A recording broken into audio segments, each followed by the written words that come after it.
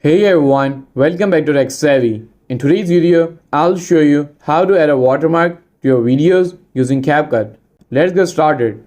First, open the CapCut app on your phone. And once you're on CapCut, select the video that you wanted to add a watermark to. To add a text watermark, tap on the text option at the bottom of the screen. Then tap on Add Text. And now simply type in your watermark text, such as your channel name or your any social media.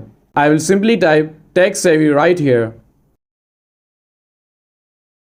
Customize your text watermark by changing the font, size and color to match your style. To make it look more professional, consider reducing the opacity so it doesn't distract from your video content. And once you are done, simply tap on the check mark right here. To ensure your watermark appears throughout the entire video, adjust the timeline to match the length of your video. Finally, preview your video to make sure the watermark looks perfect. If everything looks good, you can save your video by tapping on the button at the top right corner.